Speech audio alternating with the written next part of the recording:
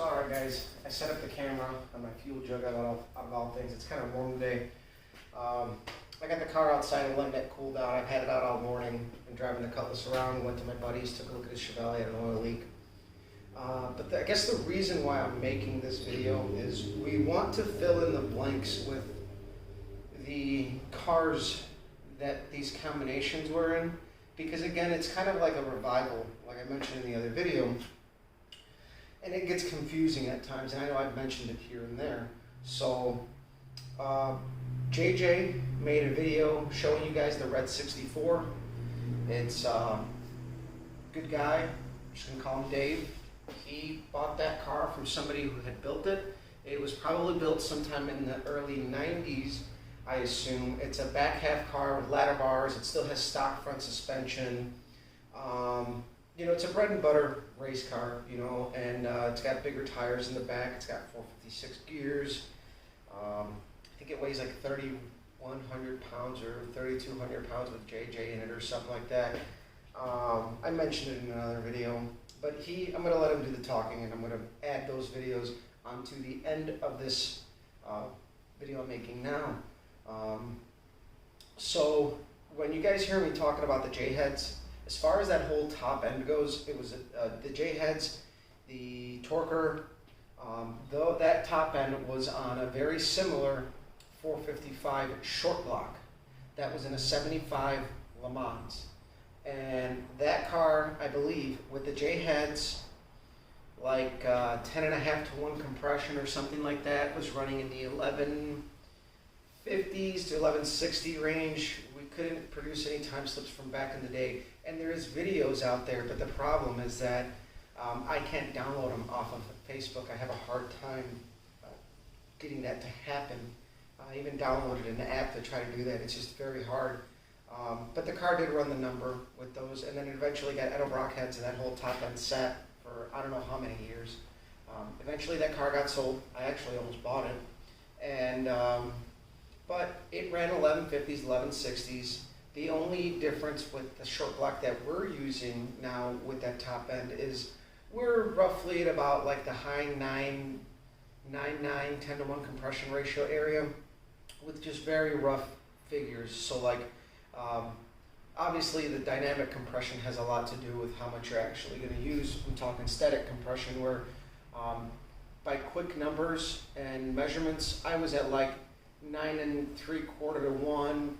But you got to remember that the heads already have a layer of carbon on there. That matters. You know, the heads were at 75 cc's, I believe, and the pistons were so much down in the hole to where it come out to like 9 3/4 to 1, 10 to 1 compression in that range, which is still really good for the camshaft. Lunati recommends over 9.5 to 1 with that camshaft, so we should still be good on cylinder pressure. But either way, that car weighed 3,700 pounds. I believe it had 410 gears. He didn't spin it very high. I'm going to try to spin this motor up as high as possible. Our limiting factor will probably be the heads. We think a prior limiting factor was also the carburetor. It only had an 850. We got a 950 that we're going to put on there and try out once I rebuild it. So I really think that, our numbers might be better in this car. We have a number in mind. Considering the car is lighter, it's got a lot more gear, but it never hurt anybody to have more gear unless the engine won't spin up that high. But we'll find out. Again, we're kind of just putting it in a prior existing chassis, and we're going to see what it does, how it spins, what it wants. JJ only spun it up so high. But I mean, on the engine stand, obviously no load. This thing loves to rev up. It's very snappy. So we're thinking that, I think reality is hopefully we can assume that it's going to run faster than what it did in the Le Mans, considering it was 500 pounds heavier. And there's equations for that. Every 100 pounds kills so much ET, and then you add a bigger carburetor that allows more flow for the engine. And yada, yada, yada. It all stacks up into things that might possibly really work out to our benefit. And then the short block on that engine came from actually the same guy who originally had that red race car, Dave. He built that, and I asked him a bunch of questions about the build and what I saw, and he kind of filled in the blanks, and that was actually really, really helpful. So from a building or refreshing standpoint, it made it very easy to go back and mimic everything he did, because if I had any questions, he kind of told me what he was doing based off of that generation of build. It was built in the early 2000s, you know, like the rods being notched, you know, a lot of the little Mondello tricks from the book that I talked about, which, you know, it's kind of an outdated guideline to follow, but it works. It did work, and our build is a little outdated. You know, we're using, you know, the old Speed Pro style pistons in there with the thicker rings, you know, and they weren't, you know, fancy thin ring pack pistons or super lightweight pistons. It's a very archaic kind of a build.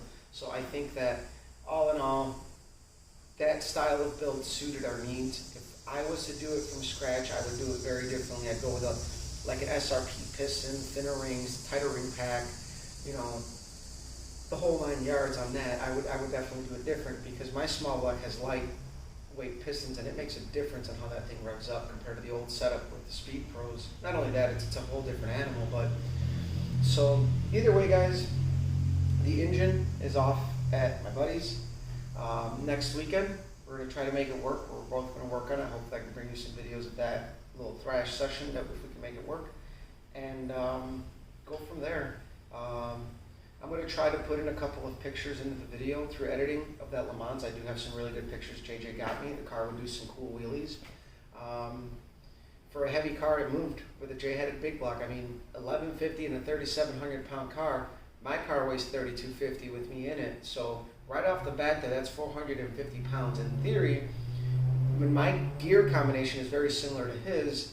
He ran a 410 with a taller tire. I'm running a 390 with a 28-inch tall tire. So very, very close. I think if I put that J-headed motor in my car, I think I'd be able to do low 11s once everything would be set up in my car, which eventually that will be my goal. Is once we're done with that motor, if it survives, just take it apart, see how everything lived, put it back together, stick it in my car, and my small block is going to come out for inspection and freshening up over the winter, and I will make videos about that as well.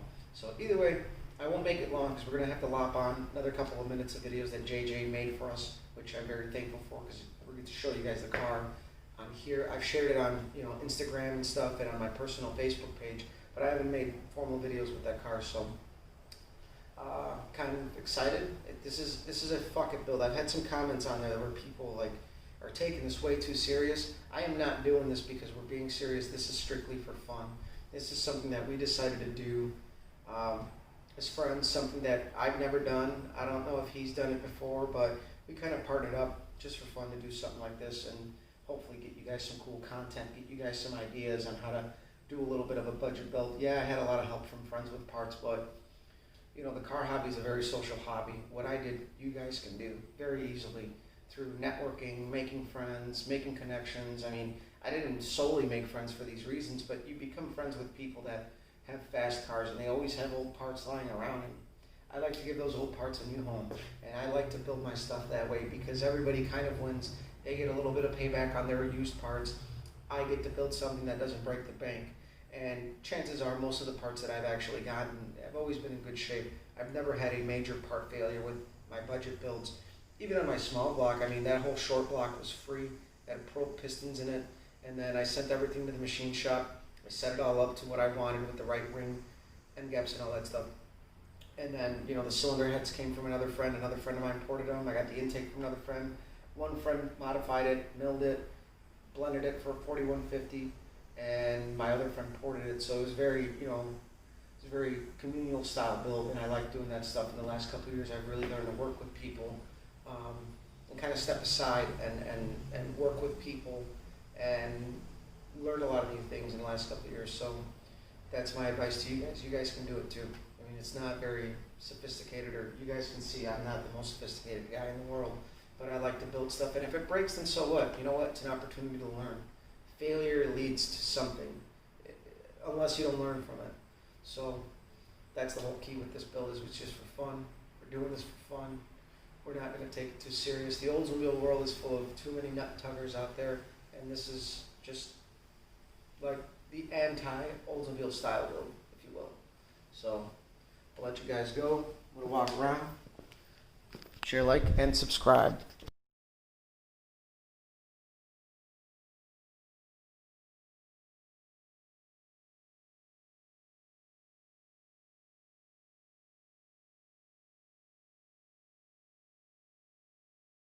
Alright guys, I know I'm not normal here. This is Copper's page. I'm JJ, Twin J Racing if you don't know me. This is a 64 we're going to put Copper's motor into. We talked about it. It's my car. I bought it, was going to race it. Never happened, sitting here and I'm like, what the heck, why not? It's 1964 F85 post car that somebody built a drag car out of years ago. Front suspension is pretty much all stock A-arms, V6 springs. I believe they're 90-10 shocks. I don't remember the details. Got a transcooler with a fan. Got the radiator with a fan. Simple wiring. You know, fuel system. Got to work out some details on. And nothing super special up front here on the car here. The interior, or the inside of the car, has a full 10-point roll cage. It's 850 certified, aluminum floors. It has a little this, a little that. The shifter in it has to be changed, unfortunately. It's a reverse pattern shifter, but a friend of mine was nice enough to send me another one for a forward pattern to loan us for this little project. And we're not sure if the sock is dirty or clean, but you know, he was nice enough to send it to me. The dashboard has its complement of gauges: trans temp, oil pressure, water, bolts, tack, the digital 6 Plus, but we're not using that. We're going to use the HEI that Ulysses has, a vacuum gauge.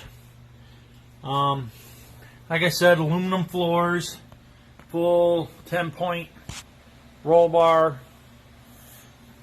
with the dash bar and everything. It's mild steel, and like I said, post car.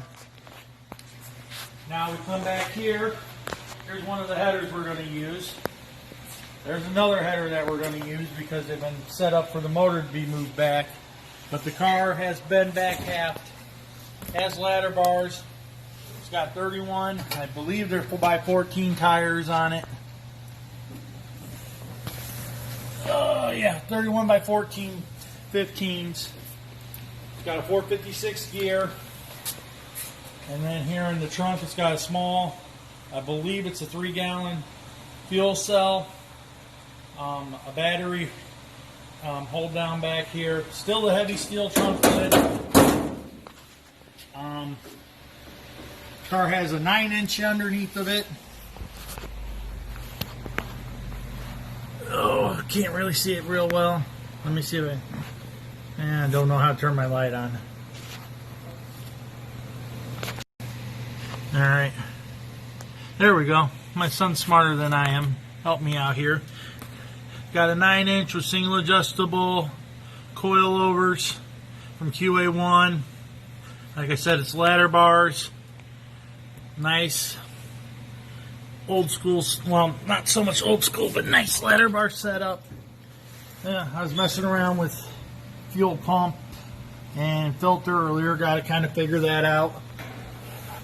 Oh, can't really see the ladder bars. You can see the spider webs from this thing sitting for so long, but there's the ladder bars and the panhard bar and the rear frame rails up and over.